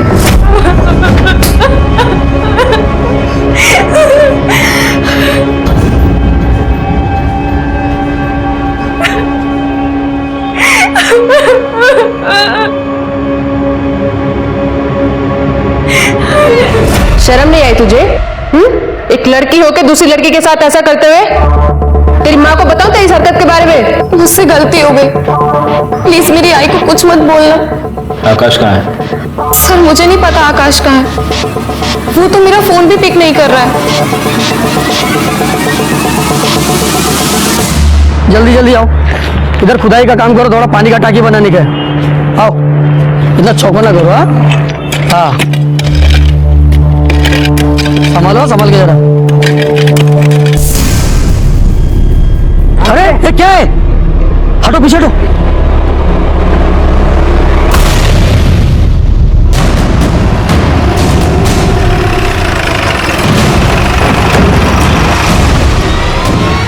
जैन सर, बॉडी की एग्जामिनेशन हो चुकी है। औरत की उम्र लगभग 40 साल की होगी और उसके पेट में एक नहीं बल्कि कई बार चाकू से वार किया गया है। सर बॉडी की हालत देखकर यही लग रहा है कि इसकी मौत कम से कम 2 से 3 दिन पहले हुई होगी। सावंत, बॉडी को पोस्टमार्टम के लिए भेज दो। कर दे, बगल जरा आसपास का सापड़ता का आई कार्ड, मोबाइल। तो सर मोरे, इन लोगों से जरा ठीक से पूछताछ करो।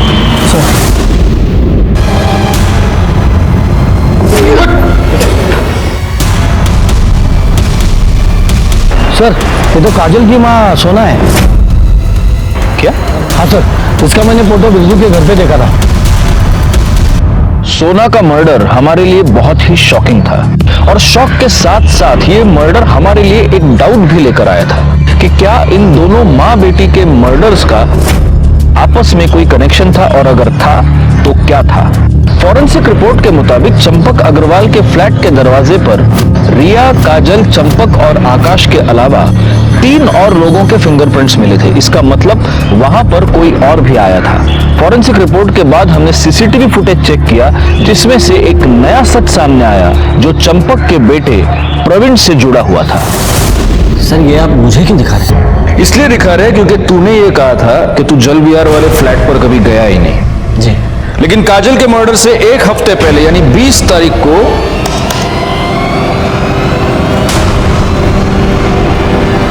ये तुम ही हो ना? हाँ? वो सर मैं फ्लैट पे ये देखने गया था कि दरवाजा ठीक से लॉक है कि नहीं लॉक है। दरवाजा? जी। मोरे। सर मैं ठीक तो कह रहा हूँ सर। अरे मोरे, मैंने तुमको रिटेल का भाव पूछा, तुम तो होलसेल में शुरू हो गए। हाँ प्रवीण बोलो, मार खाओगे, मिर्ची खाओगे या सच बोलोगे? सर वो 4 महीने पहले मैं एक फाइल ढूंढने गया था जल विहार वाले फ्लैट पर। वहां जाकर मैंने देखा। कौन है तू? ये तो हम आपसे पूछ रहे हैं, आप कौन है? अरे ये घर है मेरा, इस घर का मालिक हूं मैं। तू अंदर कैसी आई? कर क्या रही है तू यहाँ पर? वो हम काजल यादव है, बिरजू यादव की बेटी। चंपक सेठ से हमारे बाबा ने पैसे लिए थे तो वो चुका नहीं पाए, इसीलिए हमको गिरवी रख दिया उन्होंने। हमारे पापा जल्दी आएंगे और हमको छुड़ा के ले जाएंगे। पागल तू रो क्यों रही है? रोना बंद कर, मैं ना बाबा से बात करूंगा। मैं बाबा से बात करूंगा। ये कोई बात होती कि पैसे के बदले में लड़की को लेकर आ गए? मैं बाबा से बात करूंगा, वो देखना। हम करेंगे ना बात बाबा से। हाँ, तू रोना तो बंद कर, मैं करूंगा बाबा से बात और वो तुझे छोड़कर भी आएंगे। ठीक है, बस तू ना ये रोना बंद कर, ठीक है? और हिम्मत से काम कर। अरे मैं हूं ना, मैं सब ठीक कर दूंगा। मुझे मेरे पापा के पास जाना है। हाँ हाँ बिल्कुल, मैं खुद छोड़ कर आऊं।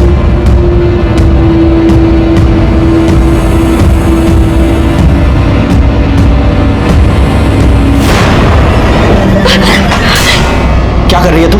अपने आजाद होने की कीमत तो देनी पड़ेगी ना। अब ज्यादा नखरे मत कर। ये जो झूठ मूठ की आजादी तुमने उस बेचारी लड़की को दे रखी थी, उसकी कीमत कितनी बार वसूल की तूने? हाँ? तो ठीक से याद नहीं है, लेकिन 3 या 4 बार। आखिरी बार कब गए थे? 1 हफ्ते पहले। साले, तुझे जो चाहिए था वो सब कुछ तुझे मिल रहा था, तो उसको मार क्यों दिया? सर मैंने काजल को नहीं मारा सर, मैं कसम खाकर कहता हूं मैंने उसका खून नहीं किया। बड़े, इसका सीमेंट सैंपल टेस्टिंग के लिए भेज दो। काजल के कपड़ों पर जो सीमेंट मिला उससे मैच करके देखो। लेके जाओ इसको। सर चल। और सुने प्रवीण, तेरा टेस्ट नेगेटिव भी आया ना तो रेप केस के चार्ज में तो अंदर कर ही दूंगा तेरे को मैं। मेरी बात सुन, चल रहे मेरी बात तो सुनिए। अरे सर, आकाश ने अभी पूजा को कॉल किया था, हमने उसकी लोकेशन ट्रेस कर ली है। कहाँ पे? न्यू पनवेल में।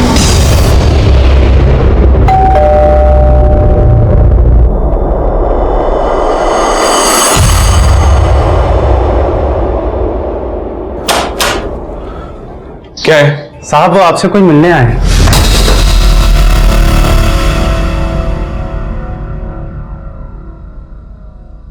काजल पर कितनी बार रेप किया तूने?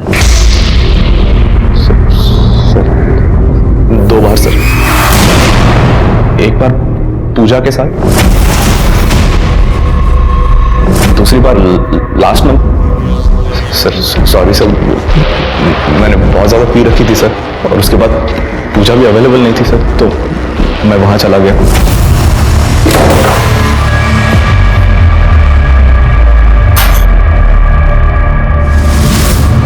अब क्यों आए हो यहाँ पे? चले जाओ आप यहाँ से, अब चले जाओ वरना मैं चिल्लाऊंगी। मैं बोल रही हूँ। तूने काजल को मारा क्यों? सर मैंने नहीं मारा सर उसे, मैंने तो बस उसके साथ सेक्स किया और चला गया।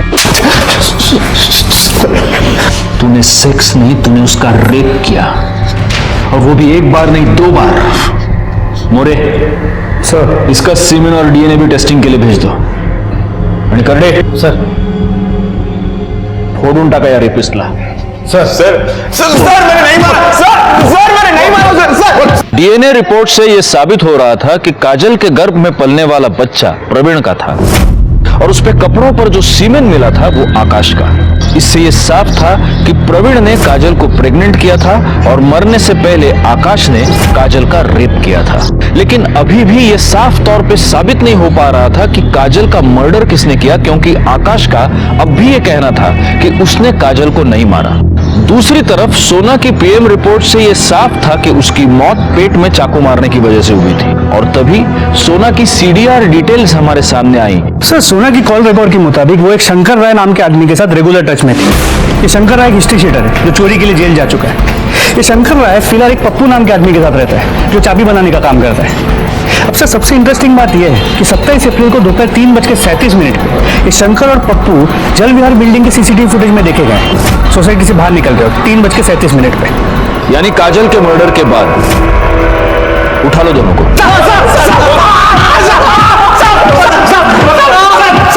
बस बस बस मोरे, बस बस। हाँ बोलो, 27 तारीख को दोपहर 2 से 4 के बीच जल विहार बिल्डिंग में क्या करने गए थे? साहब, उस दिन हम लोग बिल्डिंग में काजल के लिए गए थे साहब।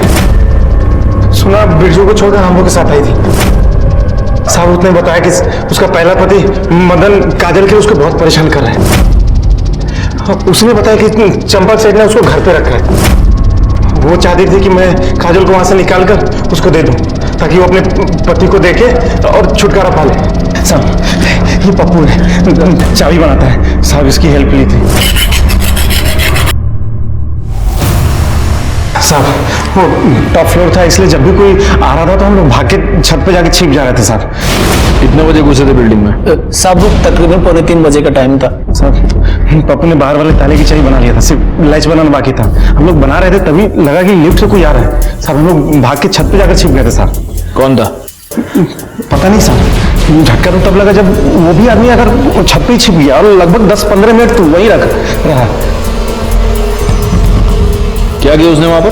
साहब, किया कुछ नहीं, लेकिन बार बार फ्लैट की तरफ देख रहा था और अचानक नीचे चला गया। हम लोग वहीं रुके, हम लोग देखे कि कोई आने वाला तो नहीं है। जब लगा कि नहीं आने वाला है तो हम लोग भी नीचे गए, और जो चाबी बनाया था उसको खोल के अंदर गए। अंदर जाकर देखा तो साहब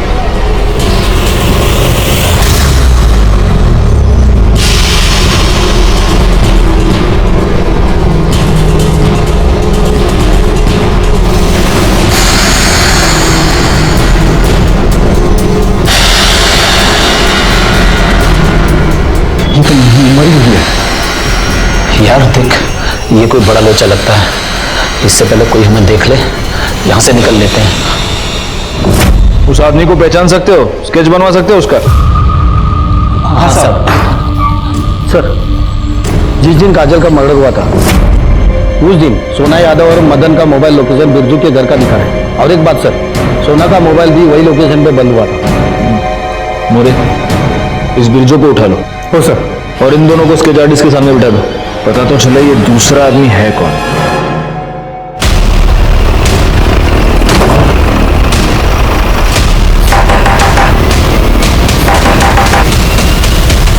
साहब आप लोग, आपका क्या नाम है साहब? सोना को क्यों मारा?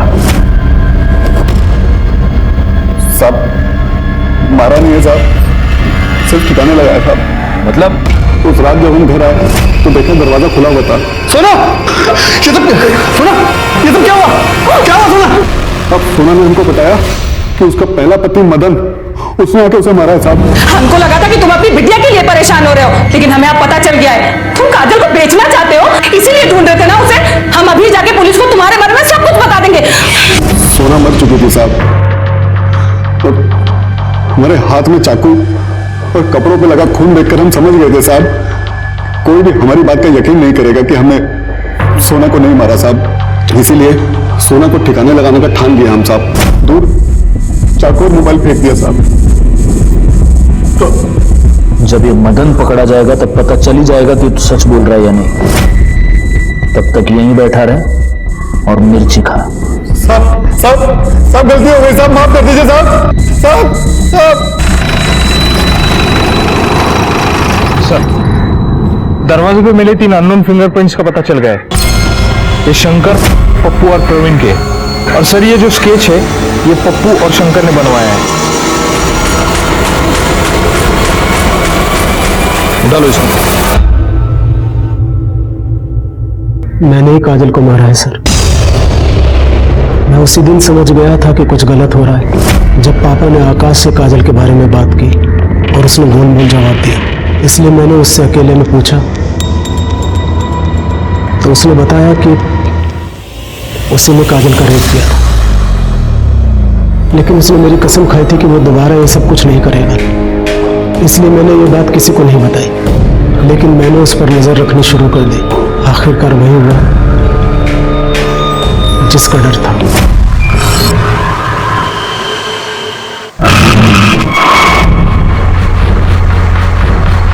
मैंने ये सोच लिया था कि आज ही ये सब कुछ खत्म कर दूंगा, इसलिए मैं टेरेस पर चला गया और आकाश के जाने का इंतजार करने लगा।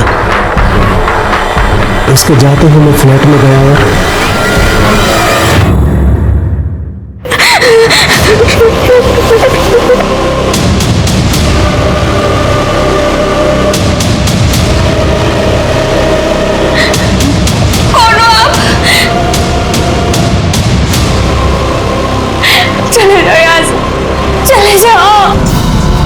मुझे पता था उस दिन सोसाइटी में पावर कट होने वाला है, इसलिए सीसीटीवी फुटेज में हमें से कोई नहीं दिखाई देगा।